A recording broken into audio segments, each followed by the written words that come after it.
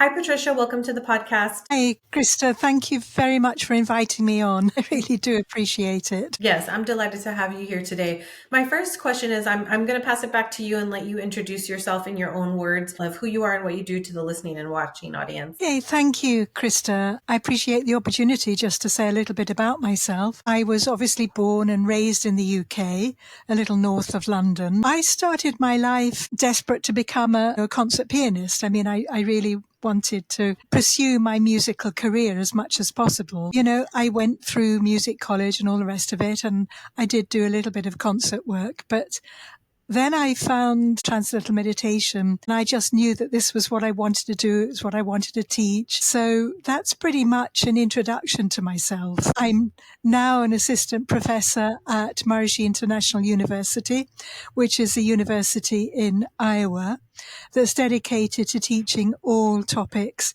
in the light of consciousness, in the light of understanding consciousness-based education. So that's a pretty short introduction to me, but I think it sums up everything.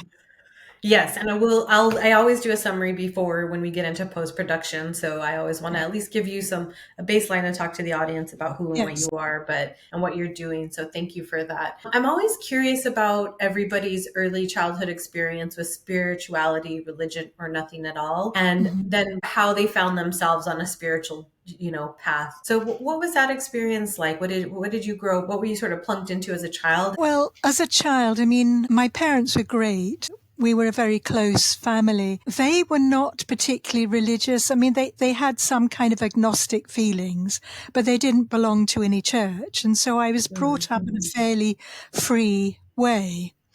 But somehow I always knew I'd lived before. I can remember something like, 6 or 7 years old and just looking around the garden and thinking, yeah, I've been here before. And somehow that feeling stayed with me. And of course, I discovered all sorts of interesting thinkers and talkers who talked and explained about reincarnation and rebirth and all the rest of it. And it just seemed so natural to me. I couldn't understand why everybody didn't really understand that. So I somehow came through a very free childhood, knowing that I had lived before and, maybe I'd lived before. And I realized there's a reason for this. There's a reason why maybe I've incarnated in this body, or I've lived before. I'm now here. Maybe I'll have to live again. But somehow I think I spent quite a few years in my late teens and early 20s actually looking for the reason when I actually started to practice Transcendental meditation, and I listened to some very great thinkers and very great teachers, and Maharishi Mahesh Yogi, of course, who brought Transcendental meditation to the West, that really purpose of life is to experience higher states of consciousness and, reach the highest possible state of consciousness, and that the whole series of lives and birth and rebirth and so on is all dedicated to that end. So I think I was very lucky. I mean, I was already in my teens. I began to have spiritual experiences, began to feel just a lot of bliss inside for no reason. I would have this feeling of somehow oneness. And I remember one experience, it was in a park in London, Regent's Park, actually, if your audience knows about that. It was an amazing experience because it was as if everything suddenly became very delicate, very fluid. I can only use the word delicate and spiritual. It was like I was looking through the surface of reality and seeing something beyond that.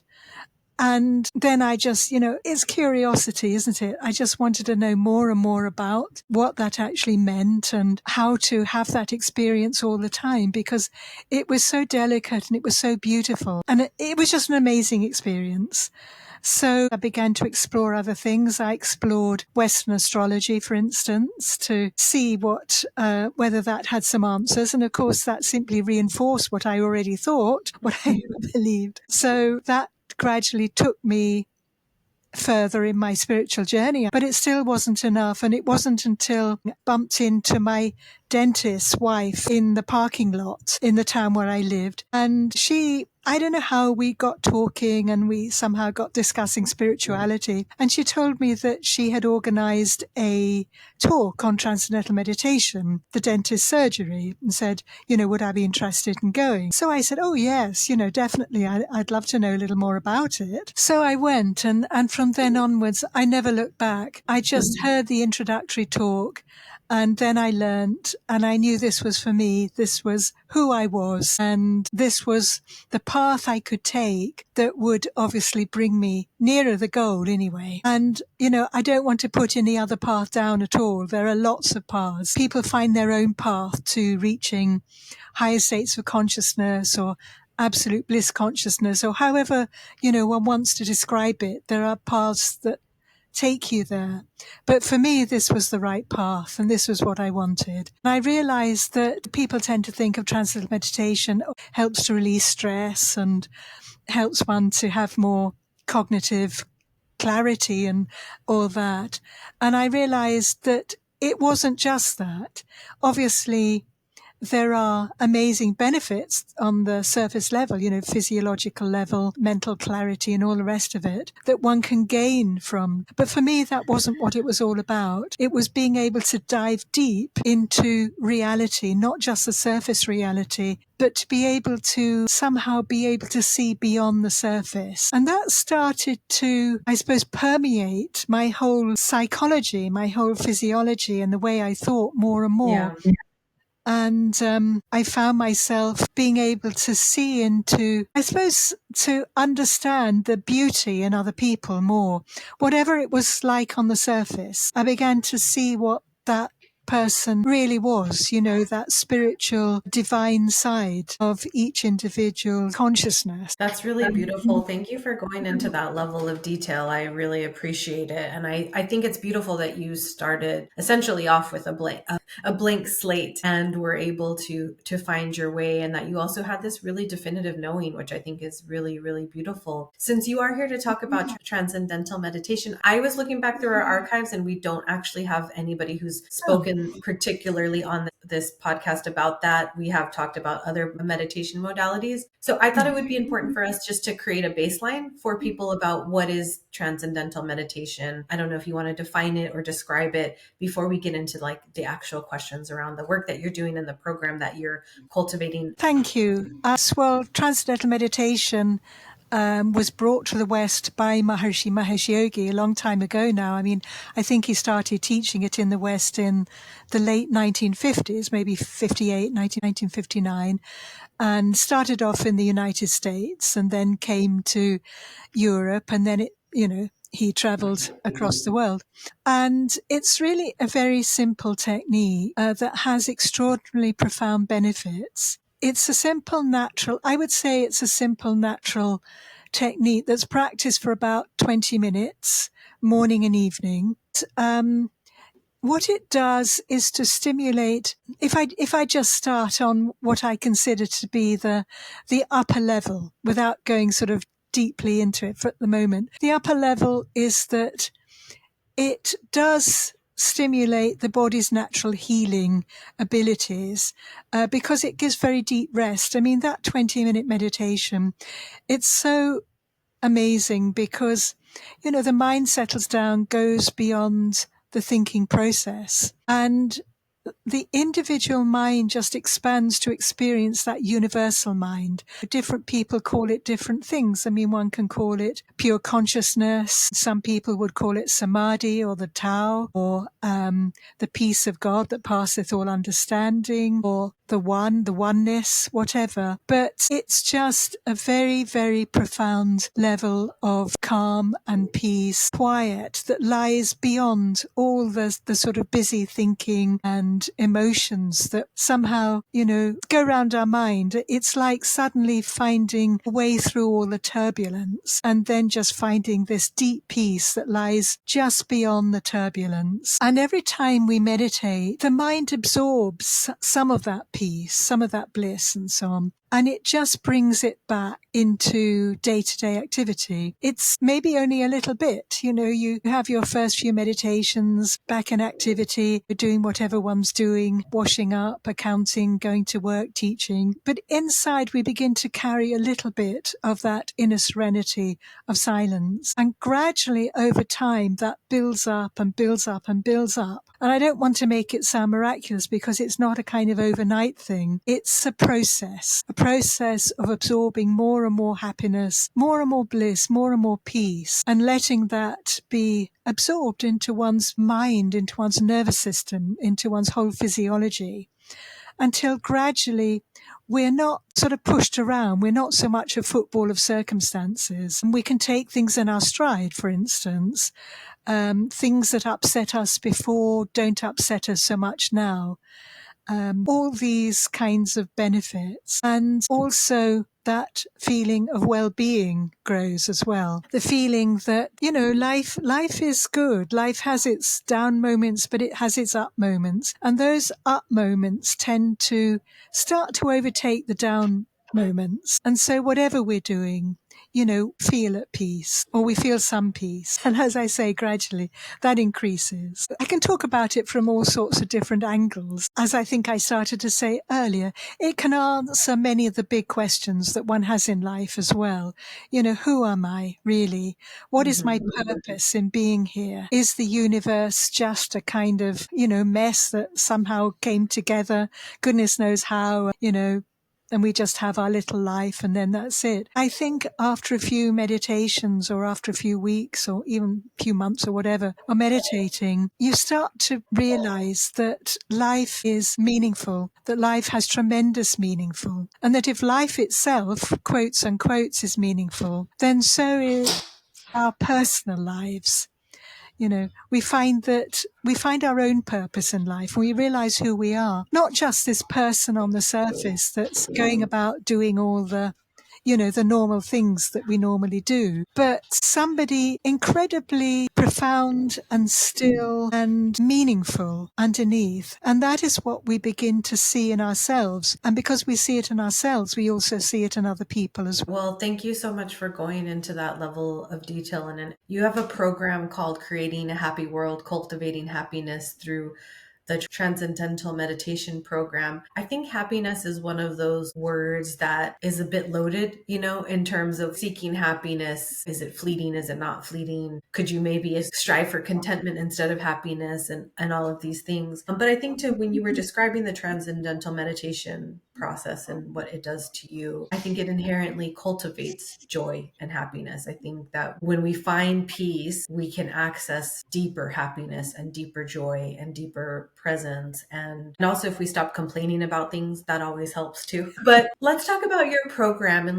what are you hoping people will gain from doing this program? What is your intention with it, aside from cultivating more happiness? Well, thank you. I mean, you really described it extremely well just now, because there are different types of happiness. I mean, in the book I wrote, Creating a Happy World, I went through some of the different ways we try and find happiness. I mean, I'll give you a few statistics, maybe, just to begin with. I read through the World Happiness Report, and that comes out every 2 years. The book was based on the 2022 World Happiness Report.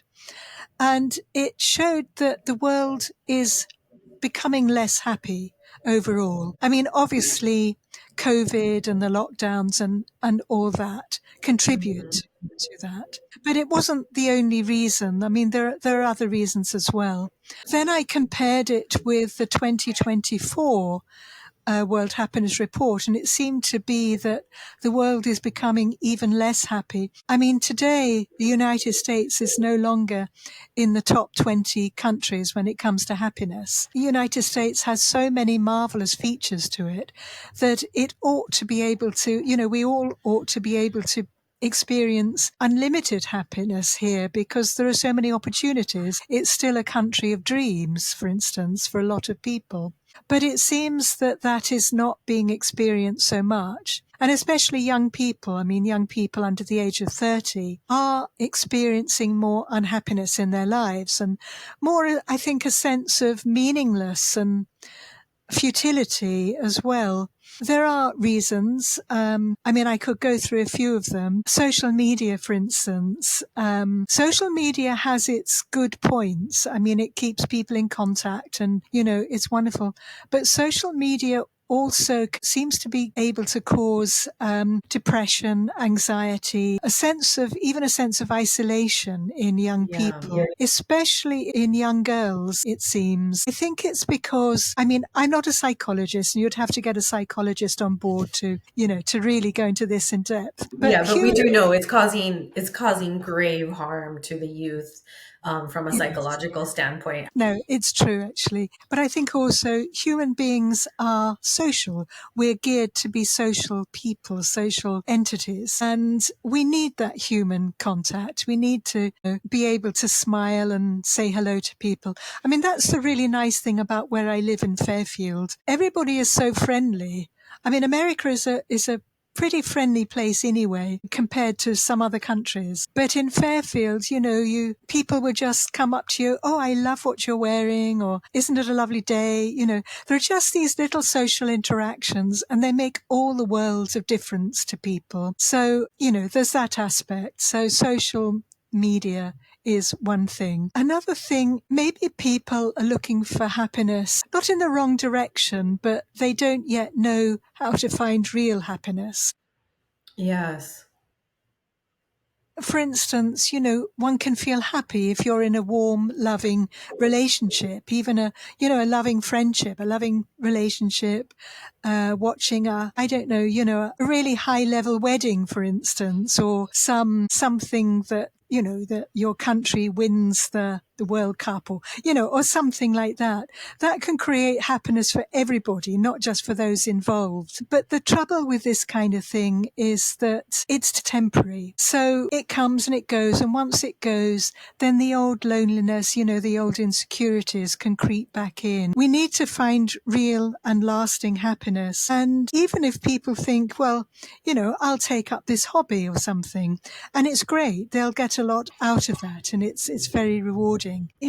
Circumstances can change, and the hobby may lose its charm, or one may take something up and it brings us happiness, but it might conflict with somebody else's idea of what happiness is. If you buy a puppy, for instance, and you think this is great, this will fill a lot of gaps, and then the puppy likes to bark at night and your neighbors start to complain, that it's complex. Happiness is a complex thing if we look for it on the surface. Yes. Yeah. Anchoring yourself, I think, is what you're talking about internally with the happiness is the key step there. Right? Absolutely. That's absolutely right. By just allowing us, giving ourselves a space. With Transcendental meditation, just taking that 20 minutes morning and evening, and having the space to let the mind experience something beyond itself, that very deep peace that just is sort of out of the range. Everything's so busy. Everyone is busy. How many people really have time? Just spend a lot of time just being with themselves. But having said that, actually, I think I have to contradict myself here. A lot of businesses, or more and more businesses, are starting to introduce rooms or halls, whether it's a chapel or whether it's a meditation hall or just a quiet place where people can just go and sit and be. I was involved in helping someone teach a course at the university, and they connected with a businessman in California, and he went the whole hog with it all. He absolutely made it mandatory that everybody who worked for him, his company anyway, had to spend a certain amount of time just being quiet, maybe doing some yoga or meditating or praying or whatever they wanted to do. And he made sure all the food they ate was all wonderful kind of organic food and fresh and so on. And I must say, it was miraculous listening to him and hearing how the people who worked for him, they loved the company. You know, they couldn't wait to go to work. It was all so fulfilling for them. So, you know, I think this is happening and will happen more and more. And I would certainly want to encourage it. I think the first time I ever meditated, when I went on my spiritual journey, I did fall into an ashram, a yogic ashram, which they were teaching meditation. I think one of the things that was so like life changing for me, once you get through the process of like even just quieting your mind, is how restorative it is to be in a meditative state for your brain. Because like many of us all over the world, not just here in the West, you know, we do have such chaotic, busy lives. We're juggling so much. You know, when I wake up, I try my best not to start the clock and start running and going. But sometimes I wake up and I'm like, I've got to do this, that, and the other, whatever. And the stream of consciousness doesn't stop all day. But we're not conscious of it unless we call it into question, or we take that time out. And I always think about meditation, even when I don't want to do it, because there's still times I don't want to do it. I don't want to sit still and I don't want to do the thing, or I'll do a walking meditation. But, you know, I think the thing about it that really gets me motivated to even do it is thinking about like my brain also deserves a break, and my consciousness also deserves a break. My spirit does too. And I can allow all of those things to take a break. I don't know if you have anything to say about that in terms of like, you do talk about like reducing anxiety, you know, trying to work with PTSD and cultivating some more, I would say, like nervous system regulation in the process of doing this meditation, in alignment with what I just said there. Yes, I mean, that's a very beautiful point, actually. Definitely. I think, you know, I can only speak for Transcendental meditation. I mean, in the past, I tried other things, but somehow this was obviously the meditation that really resonated with me. The mind, people think that the mind is a little bit like something that jumps around from this to this to this and this. But what's happening actually is that the mind is jumping around in search of greater and greater happiness, greater and greater fulfillment, greater charm. And one thing I think we experience with Transcendental meditation is that it's the charm, the greater charm. You see, deeper levels of the mind are more charming. They're more attractive, they're more blissful, and that just draws the mind like a bee to honey. So I think that's one thing I would say. It's finding something that you can do, or one can do, really just draws you. That, you know, there are always those moments you think, oh my goodness, I've got to do this, I've got to do that, I've got to do that. Will I have time? But it's worthwhile making that time. The feeling of freshness afterwards, and the feeling of being able to cope better. It's a super sort of coping skill. That one can gain from it. And I think it's, you know, it's obviously important. And that's why I think I talked about companies, businesses, you know, allowing time within the workplace for people to be able to meditate. It's so important for everybody, but not just businesses, schools as well. You know, that there are problems, I think, for children growing up today. They're not really growing up in a sort of way that is conducive to feeling that life is really meaningful and purposeful and so on. I mean, education is great. When Transcendental meditation has been introduced into schools under the Quiet Time program, it's allowed children, not just in the US, but all over the world where this has happened, to calm their minds, to be less fearful, less antagonistic, to feel included as a family, as a group, you know. And that, of course, is important, I think.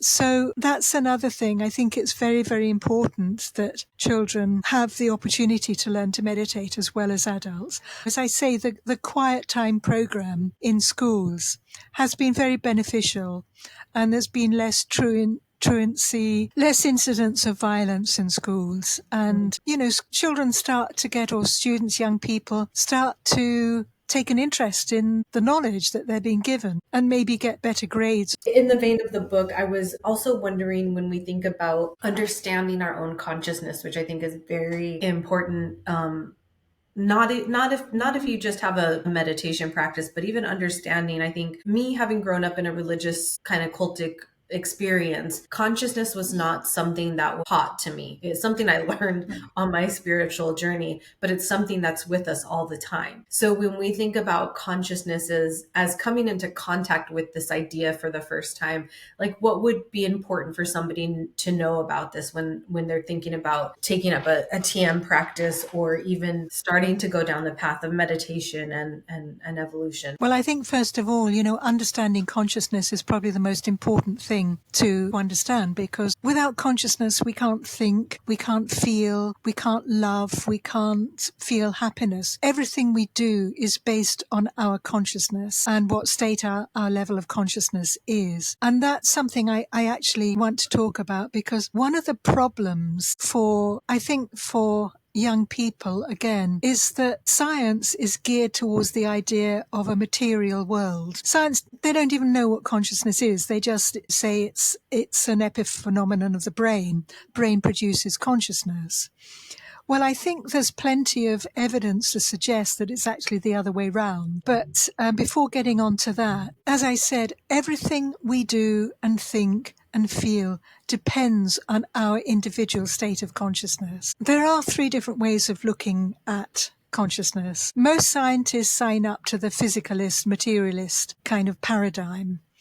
Some don't, but probably the majority do. And that rules out the whole idea of there being significance in life. But as individuals, we feel significance. We can feel significance in ourselves. We can feel it in other people. We can feel that some event is significant. So how can a scientist deny the significance of life when it's something we feel? So significance must somehow be buried deep into the universe, the fabric of the universe itself. We are intelligent, so it suggests that intelligence is somehow permeated into the universe, is part of the fabric of wholeness, the wholeness of life. So that's one thing. Some get beyond that and they think, okay, well, there is some kind of consciousness, and they divide the world into the mind and matter, and never the twain shall meet. Mm-hmm. But then there is a growing number of scientists, it's still small, but it's growing, who come up with a lot of reasons for saying that ultimately consciousness is all there is. Consciousness gives rise to everything that we see in the universe. It gives rise to us. It's rather like, I was trying to think of analogies for this. It's rather like, in the UK we call it plasticine, but I think you may call it Play-Doh, is that right? Or, yes. Yeah. You have this block of Play-Doh and you can mold it and shape it into anything you want. Another analogy would be like saying, an actor, a person can take on many roles. They can be a mother, they can be a teacher, they can be someone who runs a podcast, they can do all sorts of things.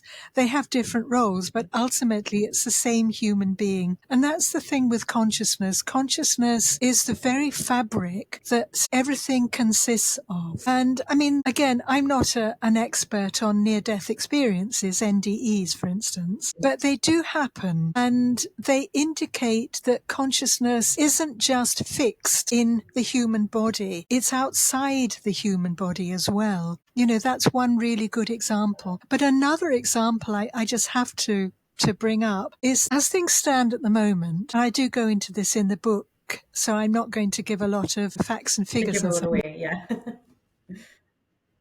As things stand at the moment, Transcendental meditation is the only meditation technique that has been shown to have an effect on, or rather to impact, the collective consciousness of society. Now, if people don't know what collective consciousness is, it's the togetherness of all the different consciousnesses that make up a group. For instance, you have maybe a committee, for instance. That committee forms a collective consciousness, and it can be influenced. If you have someone who's very positive in the group, it can affect everybody. If you have someone that's very negative, that can also affect everybody.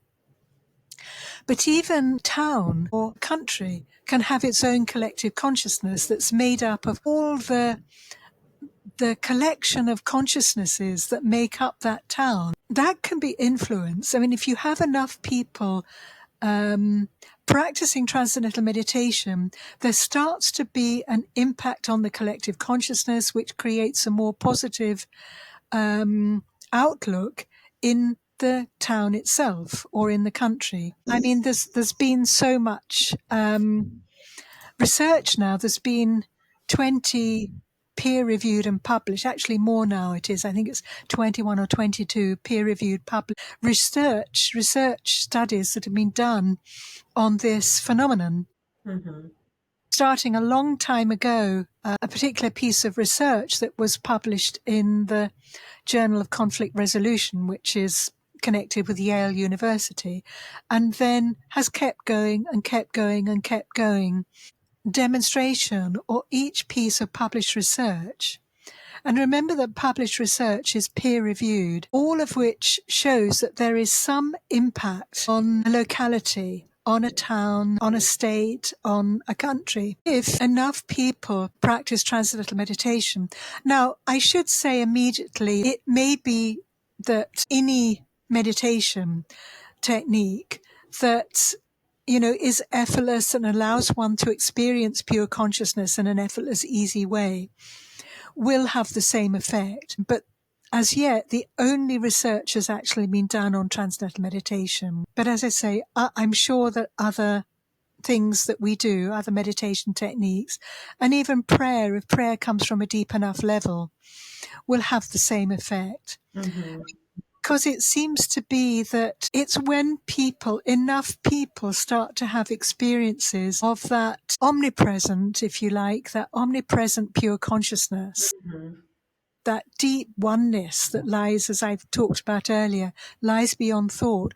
When enough people have that experience, it's like dropping a stone in a pond and the ripples just ripple out throughout the whole population. If people want to know more, they can read the book or look it up on the internet. I think I'm remembering the book correctly, but Lynn McTaggart, right? She has that book called The Power of 12 that talks about this idea of gathering a group together, aligning the consciousness, impacting it. They do. I haven't read this book in a really long time, but I believe it's all scientifically gathered data and information, and it is very evident, this non-locality idea, and that our consciousness and our intention in that consciousness can impact on an unseen level, which is really important. Yes.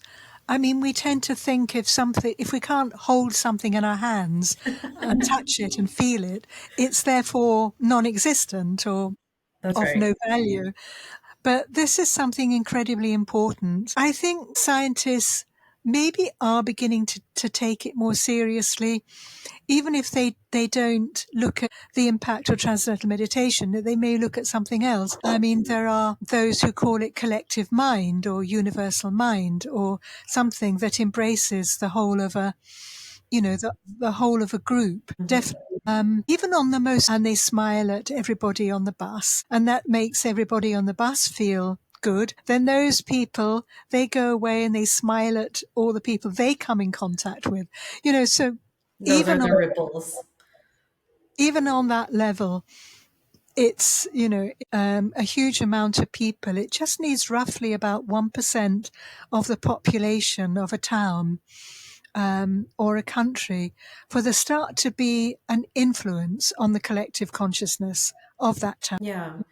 I want to end on discussing a little bit more in depth about peace. I think peace is one of those big words and it means so many different things to so many different people. And then if you apply this idea to the collective, it becomes something different. But you express something really important in the book and in this work about, it being the basis for happiness. But also when we think about peace, I know for myself, when I went on my own spiritual journey, I thought I was looking for something different. I found peace at the end of my journey, or my journey continues, but when I was transformed and healed through all of my experiences, I realized I found peace on the other side of it. Having peace as a place to anchor myself allowed me to greet the world with more compassion, with more grace, with a lot more flexibility, tolerance, acceptance, all of these things. So I think I wanted to ask you about peace and how all of the levels, like, We have wars going on right now that are really hurting a lot of people. We also have a great deal of othering of each other, which is not peaceful. We have a separation of our own shared human experience that really keeps us at war with one another. And then we have the war that lives within us all, and especially in our globalized society that we talked about with social media and the dawn of, I think television and celebrities and things like this. There's this dissatisfaction that lives inside the collective consciousness that doesn't allow for peace within oneself. It's a big question to ask you, wherever you want to take it, but if you could maybe address those three layers. It's a great, great point. I've just reminded, as you were speaking, of one of the verses of the Bhagavad Gita, which states, if there is no peace, how can there be happiness? Which is, I think, exactly what you were saying, because peace is the basis of happiness. I've talked a lot about happiness, but really its basis, as you've said, and as the Bhagavad Gita says, is in peace. And that's why, if we want a peaceful world, if we want a happy world, we have to have a peaceful world. And my understanding of peace is that it's something that comes from within. We can't look for peace out there. You can find it. I mean, you can look at a beautiful scene, for instance, beautiful scenery, and it can make you feel very peaceful because it's beautiful, because maybe there's some solitude there and all the rest of it. But peace comes from within for the individual. And ultimately, there's not a lot we can actually do about that. Mm-hmm. I mean, people write documents and they hold meetings, and, the United Nations gets together and they say this, they condemn that country, they say it's all another country's fault, and so on and so on. But what it is, it's something in collective consciousness in the world. As you say, there is this dissatisfaction. That is where it has to be healed. So we have to heal it on our level as individuals. My path, learning Transcendental meditation, you have a different but very, obviously, very beneficial path. And other people will take up other things. They'll take up mindfulness. They'll take up Vipassana meditation, whatever they do, long yoga practice and so on. All these things help to make us peaceful. And if we're peaceful, then we can be more tolerant of other people, because intolerance comes from being at war with ourselves. We're at war with ourselves. Suddenly it's somebody else's fault. We look out there and we think that it's because that's happening, therefore it's influencing what's going inside ourselves. And that can happen.